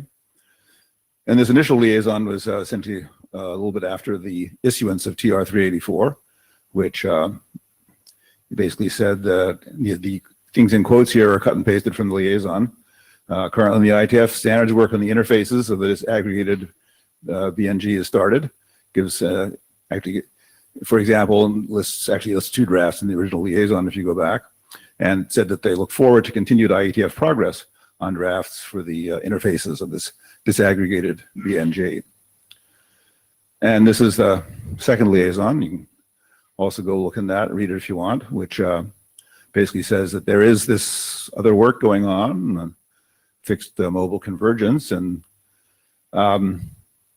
you can read this stuff. Basically, there's work going which will at some point presumably produce an architecture, requirements, so on and so forth, but that and this could possibly result in some changes, but almost every protocol evolves and changes.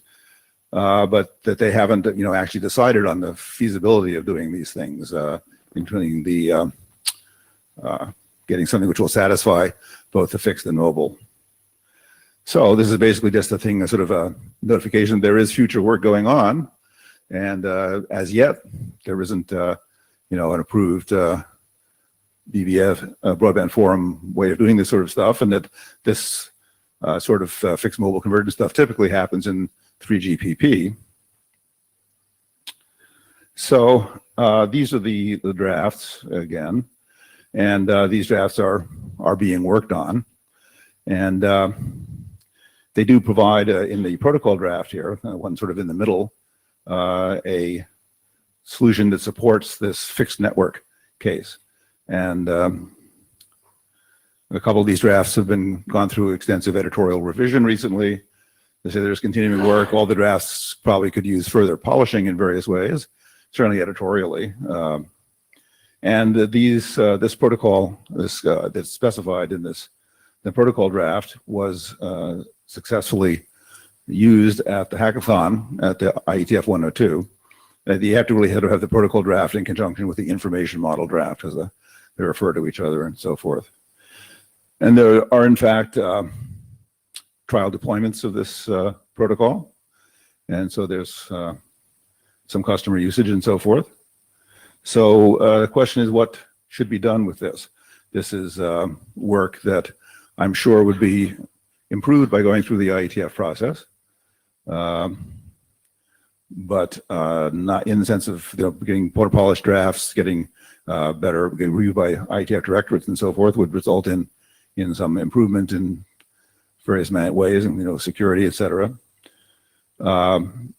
This is stuff which is, I think, in use, and I believe that there are people who want to work on this polishing and sort of getting the stuff up to the level that would be necessary for an RFC. There are people who want to use this protocol, and so how should we proceed on this? So reading these liaisons, the 2 liaisons referred to here, some people looking at those believe there's some, it's not necessarily crystal clear, especially when you try to look at both liaisons, exactly what the message is in aggregate. So question is, how should we move forward on this?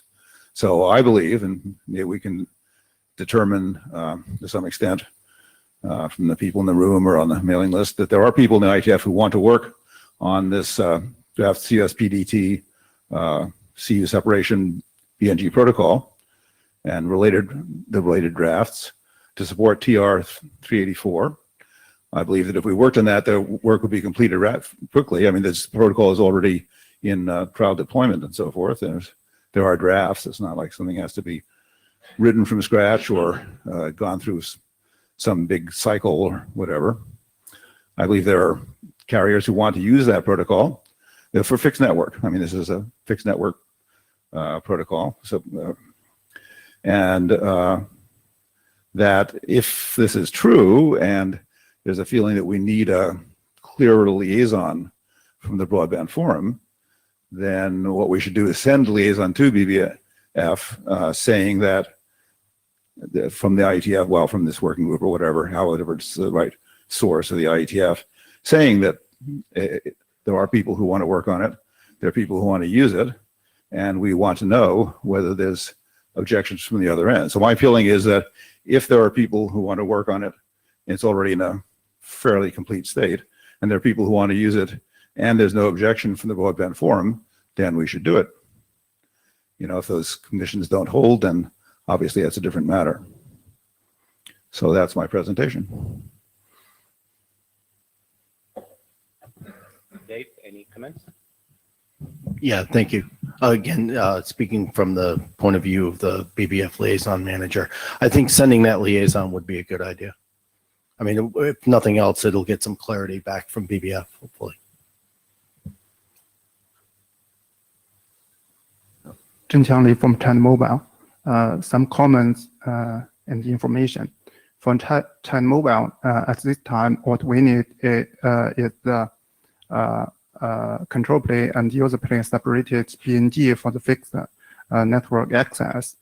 As presented by my colleagues in the previous meetings, we already have the reference implementations, including Zheng Qiangli from China Mobile. And those reference implementations are from multiple vendors, including Huawei, ZTE, H3C, and we have already done some tests both in our lab and in our field network. The test results show that those reference implementations work well, and they can satisfy our requirements, both the performance and the functionality.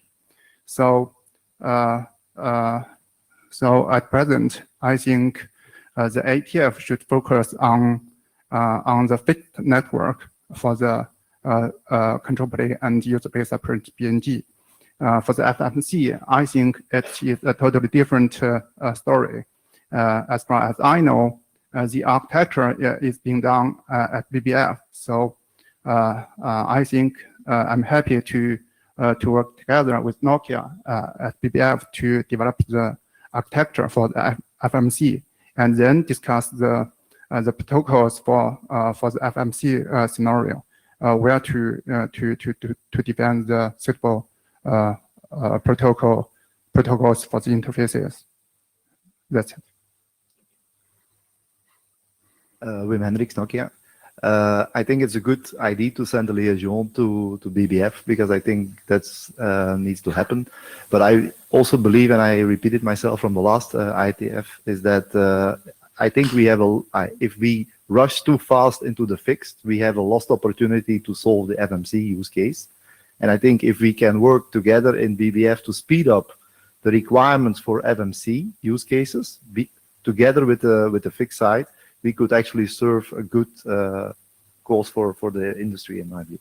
So I recommend that we probably speed up the work to get the requirements for FMC clarified in BBF as soon as possible, so that in the next IETF we can actually work and get those requirements in, and then see which protocol is the best way forward to solve this problem space.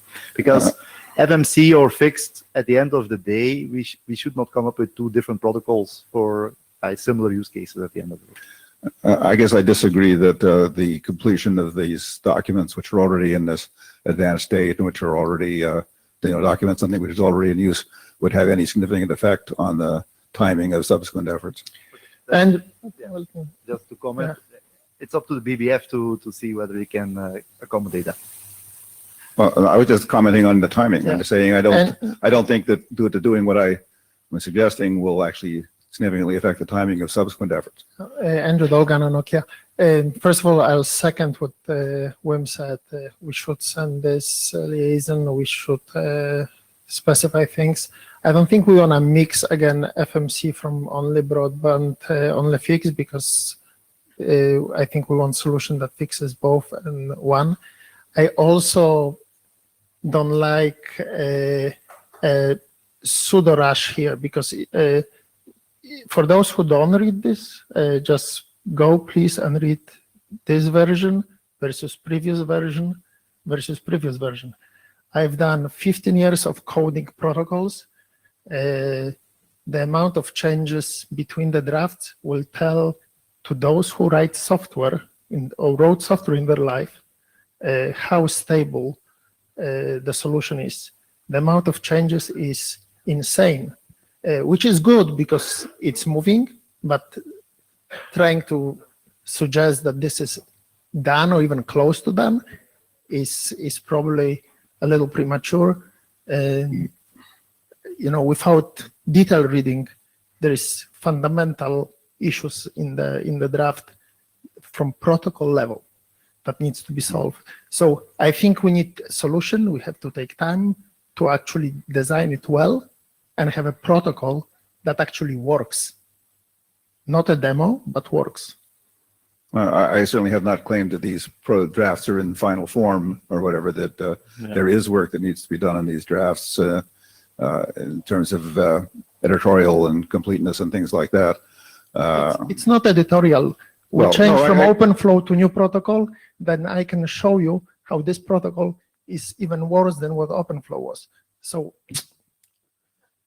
And I was also going to say that there are 3 implementations. This is not related to the discussion that we have from the point of view of, there are actually carriers that want to have a solution now, okay, on the fixed network. The requirements coming, we looked into that. Requirements for fixed network, for control plane, user plane separation are much different than the requirements coming from the fixed mobile convergence network. So to be very different, and I can tell you now the conclusion of the study will be that it will not be possible to have the same solution, okay? But, okay, this is something that is not yet, worked out. What I want to say here is the timeline. Suppose that we would like to have a common solution, because that will be maybe, something that even for the fixed network we'll have to use a very complex protocol. Suppose that will be the case. When the solution will be ready, I mean, according to the GPP, timeline, it will be after release 17 or after release 17, it will be after 2021. Carriers that want to have a solution now, I mean, now or next year, it will not be possible to use that solution anymore. So they have to wait a very long time until the GPP comes up with the solution that will be, say, a common solution for everything. So my comment is, we are, putting this whole umbrella, calling it fixed mobile convergence. What we presented here is a multi-access BNG. You remove fixed mobile convergence, that's just a terminology, and you have different interpretations of that. Today, we see customers deploying BNG with fixed access or fixed wireless access. When you look at convergence as a whole, that is also integrating broadband with a 5G core, which is slightly different. So I would say that what is presented here, it only works for Ethernet access on a BNG. It is not addressing the multi-access part of a BNG, leaving even convergence aside, because convergence can mean different things to different people. So I'm cutting off the line here so the 3 people can still talk. Okay. So yeah, keep your comments, under a minute. Okay. Yeah, Ningzhong Huawei again. I think, Donna, can you back to your slides of the liaison? The first liaison. Yeah, I do believe this liaison is still valid because if we go to the second liaison, it's not a replacement of this first liaison. I think the first is encourage IETF to do the work, and the second is just give more information about, okay, we are doing the FMC stuff. I think that currently, I see that this clear requirement and also operator and the vendor show the interest and have also the implementation on the market. So people need that. Okay, this one perspective. We're not, you know, if we send the liaison, I'm okay, but not send the liaison to say, okay, we are trying to, you know, have some unified protocol and give us that. We can send the liaison back to BBF to clarify, okay, this one, first one is still valid, so people can do that work. And I think that we are not against the scenario of FMC. These are kind of new work. We can do that, you know, collaborate with everyone. I think here we are, but we need to clarify what is the short-term target. So we're at the end of the session. So yeah, I shut the line off. So go ahead and good point. Thanks. Hi, Dave Allen Erickson, also the Wireless Wireline Director at Broadband Forum. A bit of context as to the complication that we're discussing was that one of the requirements for FMC that was brought forward by the 10 or so carriers that requested it was they wanted support for existing RGs, which meant that what we were going to end up with was a platform that integrated into the 5G core, but also would terminate the existing suite of access protocols, such as IPOE and PPPoE. Hence the concern that I raised in Montreal, which is we really have an opportunity to jerk the industry around here by having many protocols that essentially support the same user-facing functionality. And this was part of the motivation for the second liaison that came out, was we have this issue and we really want to get our heads around making sure we're actually asking the right things of the industry. You know, and I just don't know of any other way to phrase that in terms of trying to, you know, at least provide some clarity as to why there is this, how this situation has emerged. So that's what I wanted to say. Thanks. Wolfgang Beck, Deutsche Telekom. I just wanted to second the notion that fixed mobile convergence is not as straightforward as many people like to believe, because there's a whole class of products that simply aren't there in the mobile world, like business access. Okay, thanks. So we're closing out the session here. We'd cut off the mics. So no, the session's over, sorry. But we'll see you on Thursday. If you haven't signed the blue sheets, please sign them.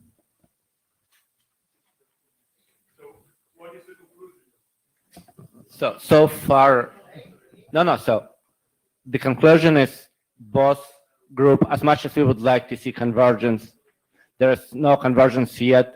BBF is yet to come as advisory, so we see space for both groups to continue with work. Meanwhile, absolutely, and we are going to work on liaison towards BBF. So hopefully there's more clarity by next ATF. And by the way, they call us slow and